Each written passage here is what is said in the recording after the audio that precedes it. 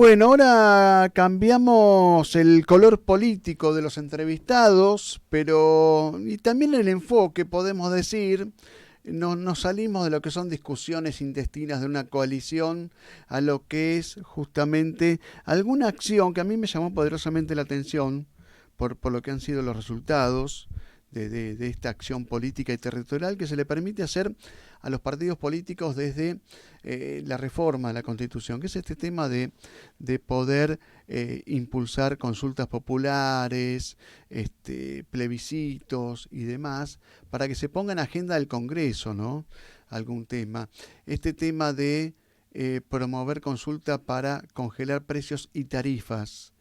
El Partido Libres del Sur, del se trata, consiguió nada más ni nada menos, escuchá, porque si estás sentado, estás haciendo algo, presta atención porque yo creo que es una cifra que muy pocas veces se consigue. 1.850.000 firmas aproximadamente para que justamente se analice y se trate en el Congreso.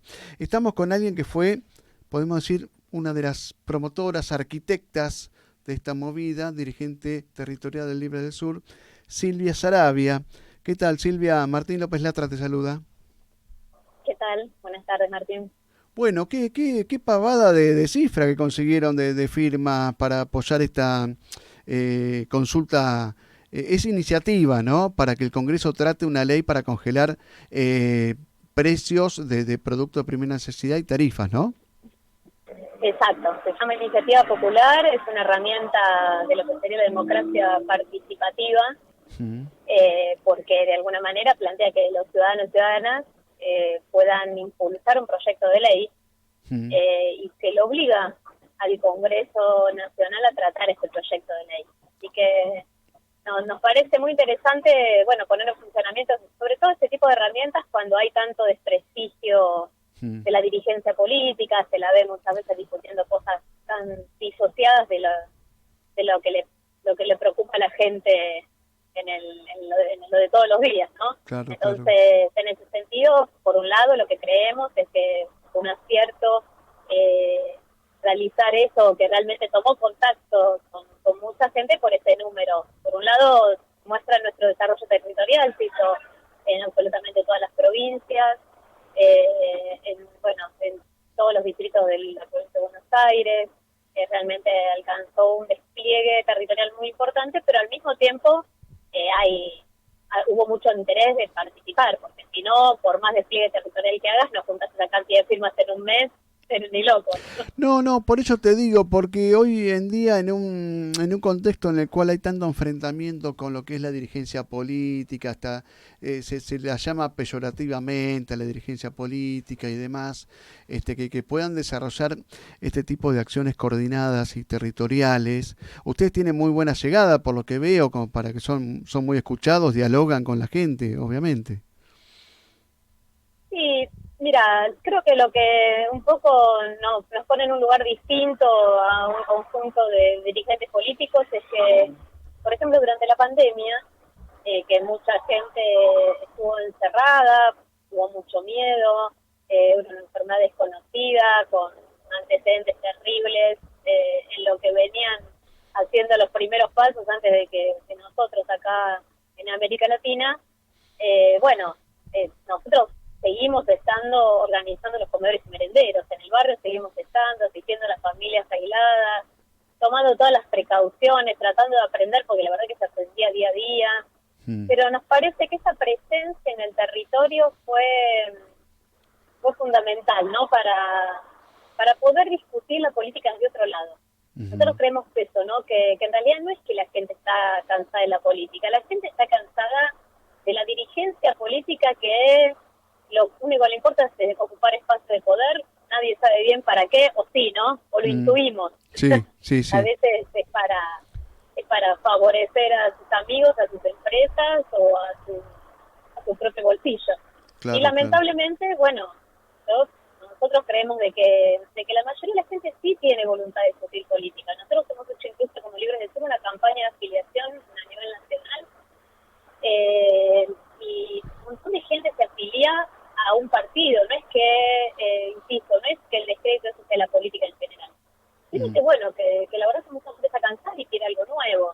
A veces eso nuevo Ahora, puede, eso puede dar. cuesta lo nuevo, ¿no? Pues yo siguiendo de haber entrevistado a justamente dirigentes también como Humberto Tumini y otros dirigentes, el tema de, bueno, son o aparecen como una especie o síntesis o algo disociado de lo que es la grieta. Es decir, ni Cristina ni Macri y demás, pero cuesta meter ese mensaje en la gente, ¿no?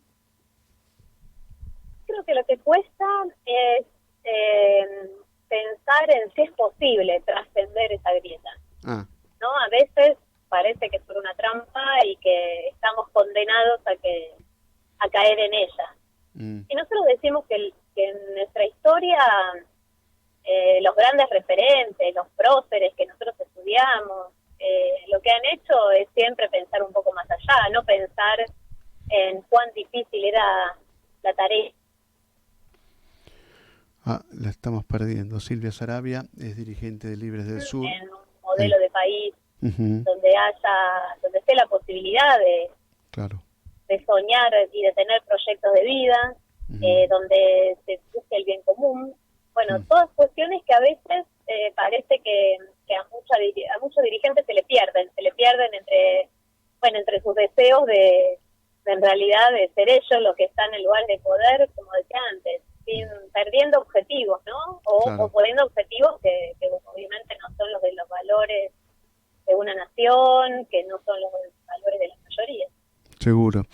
Te quería preguntar por este tema del anuncio del ministro de Economía, Sergio Massa, que por ahí, ¿qué tanto coincide con lo que ustedes están reclamando de congelamientos de precios? Massa habló de, creo que 1.200 precios de productos comestibles y de primera necesidad. ¿Esto va en el rumbo señalado por ustedes o hay alguna diferencia? Mira, lo queremos ver en la práctica, porque lamentablemente este gobierno nos tiene acostumbrados a que hace grandes anuncios y después las cosas no se concretan. Así que nos gustaría saber bien cómo son los detalles, porque incluso hemos escuchado a muchos empresarios decir que desconocían todo esto, que en realidad no eran acuerdos, porque ellos no estaban informados, algunos incluso plantearse en contra de esta iniciativa. Mm, Así que nos gustaría saber cómo piensan implementarla. Como te decía recién, muchas veces han anunciado un montón de cosas, sin ir más lejos este último anuncio del bono para los indigentes, que después está muy lejos de llegar a lo que ellos dicen que va a ser. claro, claro. Así que bueno, Ujú, en ese sentido, a esta altura creo que ya no confiamos en su palabra, sino que queremos ver los hechos, porque mm, lamentablemente nos han prometido tantas cosas, entre claro, ellas, claro, bueno, armaron la mesa contra el hambre y bueno, claro. y hoy tenemos Quedó en la nada. peores situaciones Mm, respecto de la indigencia del acceso a los alimentos que cuando ellos ujú. comenzaron a gobernar. Silvia, vos sos referente del movimiento social, ¿no? Lo que se llama movimientos sociales, te la pasás negociando o presionando o reclamando justamente al ministro de Acción Social de la Nación de turno. ¿Cómo está al día de hoy la situación?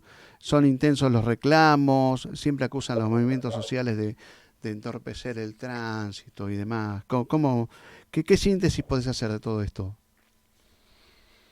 Mira, la verdad es que hoy justamente estamos por reunirnos ahora con todo el resto de las organizaciones porque nuevamente como que se promete una cosa, se dice que se va a resolver y seguimos sin la resolución de algunas cosas muy básicas y muy urgentes.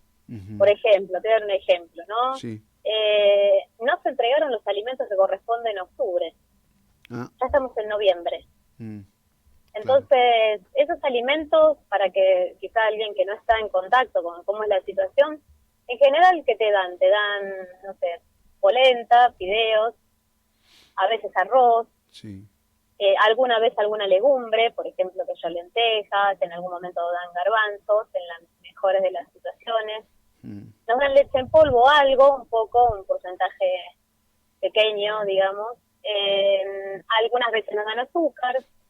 Bueno, esta gestión tiene el récord de no haber entregado nunca aceite, ah, pero bueno, son alimentos que se usan para complementar, digamos, los comedores y merenderos. No es que con eso vos haces toda la comida. Obviamente, bueno, el mes que no llega puré de tomate, bueno, tenés que comprarlo, cuando no llega aceite tenés que comprarla. Claro. Y están Pero el reclamando... tema es que ni siquiera eso Claro, llegó, claro, o sea, claro. de octubre, ¿no? Seguro. No, quería preguntar si están reclamando el bono de 45.000 pesos adicional a lo que le están entregando, porque había circulado una versión al respecto. Mira, en realidad lo que se está pidiendo es que se pague como se paga todos los años en diciembre, ya que el potencial trabajo plantea que lo que se paga es un salario social complementario, Mm, que bueno, que se pague lo que sería, digamos, el sueldo anual complementario, ¿no? Que cobran todos los trabajadores y trabajadoras registrados. Esto en general se hace a mitad de año y se hace a fin de año, pero ah, como este gobierno está en pleno plan de ajuste, se están tenemos quedando sin eh, combustible justamente es- en esas cosas, exactamente. ¿no? Y el bono que se pagó tiene muchas restricciones. Nosotros denunciamos algunas situaciones que son, bueno, Mm, increíbles. Una de ellas, por ejemplo, varias personas, varios casos de personas que están tramitando una pensión por invalidez, mm, eh, qué sé yo, esperando trasplante de pulmones, para que te des una idea, digamos, de mm, la magnitud, y claro, no le dan el refuerzo alimentario porque están tramitando la pensión, no porque la cobran, sino porque la están tramitando.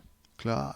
Bueno, Es terrible. realmente gente que necesita muchísima ayuda, más en unas situaciones como estas, pero bueno, es uno de los ejemplos de personas que realmente estarían necesitando hoy esta ayuda del Estado y no la Ujú, están recibiendo. Otro ejemplo es cualquier persona que tenga una billetera virtual, que mm, eso, qué sé yo, algún familiar que te pasa unos pesitos o qué sé yo, y bueno, y vos tenés una billetera virtual, bueno, quien tenga una billetera virtual tampoco puede acceder al bono.